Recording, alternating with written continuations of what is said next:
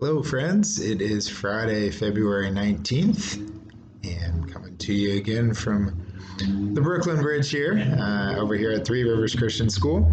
I should probably explain that a little. Maybe you're wondering why I'm always over here on Friday mornings. Um, I shifted my day off at Emmanuel to Wednesdays so that I could actually be over here at Three Rivers Christian every Wednesday. And then I'm also over here just on Friday mornings. And basically, I'm uh, serving as kind of a campus pastor here. I had done some volunteer chaplaincy work in previous years, and they were looking for a little more of a steady presence here on campus, pastoral presence. And so I had the opportunity to step into that this fall, and appreciated the council allowed me to do so and shifting around my day off so I could do that. So, I've really been enjoying it. I lead chapel on Wednesdays, which currently is going class to class. So I do 8 chapels every Wednesday afternoon. And then I also just meet with some students and try to encourage and disciple them and also encourage the staff here. So it's really been a blessing. But that's why I'm over here on Friday mornings. So I just figured I should share that. But yeah, I love the opportunity to be doing my ministry at Emmanuel, but also having this kind of small opportunity to get outside the walls of Emmanuel and do some other ministry as well. So that's why I'm here. So anyway, for today, I wanted to just reflect on last weekend. Last weekend was a pretty wild weekend weather-wise here, as it has been throughout our country, and really mindful of those in Texas and just the real tragedy they've experienced as a result of the freezing weather. We'll keep praying for them. Sounds like things are improving somewhat. But yeah, for us here, obviously it was a big snowfall, and that had an impact on mobility and even leading us needing to cancel services on Sunday, which just seemed like the kind of a no-brainer with making sure everyone's safe on the roads out there. But yeah, what struck me, so all weekend we were homebound. We could not get up our cul-de-sac. We live up in Kelso above the high school, and it's a kind of a steep hill getting up there, but especially our cul-de-sac is really steep. And so even with four-wheel drive, I tried getting up it on Saturday just to see, and I could not get any traction. So we were homebound. Fortunately, we didn't have anything we needed to do. We had food in the fridge and all, so we were okay. But perhaps the same was true for many of you, unless you were down on the flatland. But what I was struck by was, again, this whole idea, and I talked about this fairly recently again, but that art of neighboring idea, right? At the beginning of the pandemic, we preached on that sermon series on that. And I just thought that was so good and such a good reminder to be thinking about our neighbors. And last weekend, was just another great example of that for me. To think of how am I being a good neighbor, literally to my neighbors, and the impact that I think that can have for God and for the gospel. Again, even without necessarily sharing it in such words, just our actions, I think, reflect on us as Christians, and they should reflect well on Jesus. So for me, it was just very simple. It was going out, and we did some shoveling in our yard to try to get the car out, which then we couldn't get up the hill. But after doing that, a friend of ours was able to get to the store and was going to bring us a few things, some milk and all. And so Marissa just checked in with our one neighbor whose number she has, and texted her just to see if there was anything we could get for them. Another one of our neighbors in our cul-de-sac is a doctor, so he had already trenched his way out because he needed to be going. And as you said, babies don't stop in a snowstorm, so he had to go deliver some babies, I guess.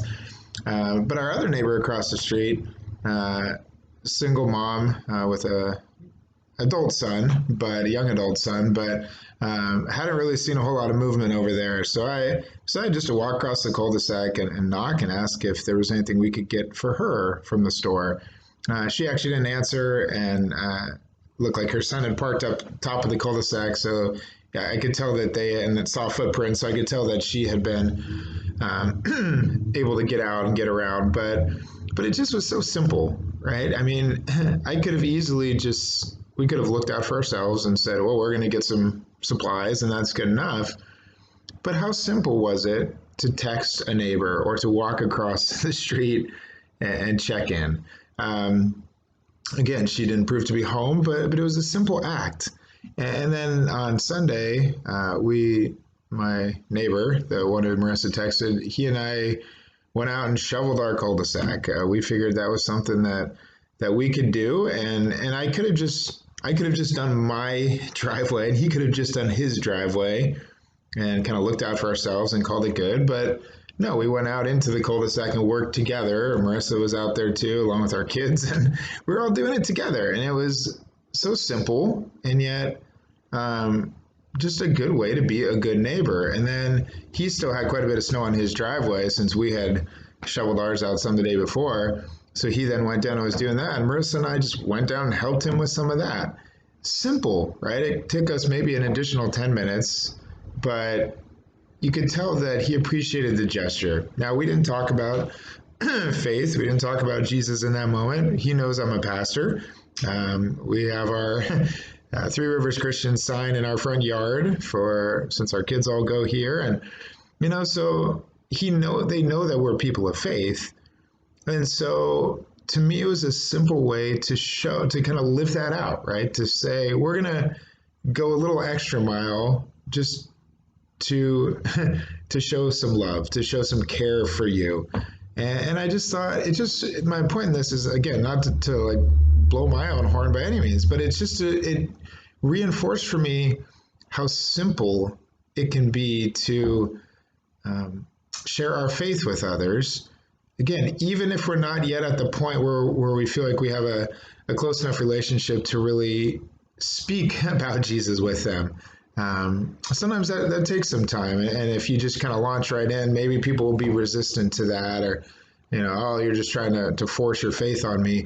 So I think there's so much value in building relationship first, and helping to build some trust there, and then I think there will be opportunity for that open door to speak more openly about our faith and to share about Jesus with them. But I just thought it was just such a profound reminder for me of just the simple acts we can do, those simple steps we can do to live out our faith and be an example of it, and the impact that can have for others. So I wanted to I've been thinking about that all week. I just wanted to encourage you with that. Maybe some of you did the same thing, checked in with your neighbors, whether I'm going to walk in across the street or a phone call. I just think what a good practice it would be for us to not only learn the names of our neighbors, but even get their phone numbers so we can check in with one another, right? Or if you see some suspicious going on, you could give them a call and say, hey, I want you to be aware of this, or if they're on vacation. I think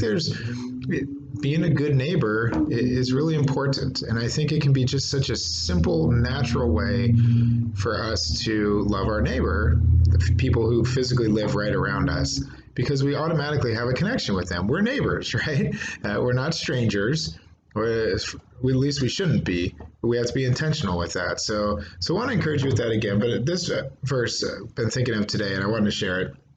It's 1 Peter chapter 4, verse 10. 1 Peter 4:10. Each of you should use whatever gift you have received to serve others as faithful stewards of God's grace in its various forms.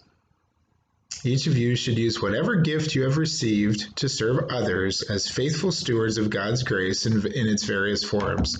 Again, the gifts that we have are gifts from God, right?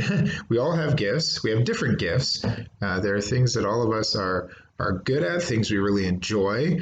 Those are the things we should really focus on. Okay? It doesn't mean at times you shouldn't branch out and be stretched, but trying to really step into things that you're not good at, or that just aren't life-giving to you, it's not really going to do much. You're not going to get really excited about it. But if you're really living into your gifts and into your passions, that's when you really come alive in the faith. And so with this, again, I realize not all of us can go out and shovel a driveway, okay? It's been a lot of years since I've done that, since back in Wisconsin. So, about 4 years ago or so or more. But I was able to do that. Well, even if you can't do that, and that's not necessarily a gift, I'm just physically able to do it. But you all have gifts. What are your gifts? Maybe your gift is just maybe you have the gift of gab. You're a good talker, but you're also a good listener. Maybe. Well, call up your neighbors and have some conversation. Even if you can't go over and physically sit with them, like we might like to do, give them a call. Check in on them. Or if you're able to go to the store, check with your neighbors. Maybe they're just running ragged, or maybe there's a young family near you and they're so busy, but they need some groceries and they're just having a hard time getting there. Maybe if you're already going, it could be an easy way to bless them by saying, "Hey, is there anything I can pick up for you at the store?" Little things, simple things. We're not talking anything major here, but just look for those little opportunities to bless others. And like I say, why not start with your physical neighbors? But then remember that verse. We have different gifts. And I love that part about being good stewards of them, that everything we have is a gift from God, right? Our finances, our health, our bodies, everything, and our gifts are a gift from God. If we just use them for ourselves and for our own enjoyment and our own glory, we're missing the point. It's all for God's glory. So we want to steward those gifts well and use them. And so encourage you, be really thinking about what are your gifts, what are the things you're good at that you enjoy doing, and then think, how can I use these to glorify God and to serve others? Once you start doing that, I think you'll just really come alive in your faith, and others will really be blessed as a result.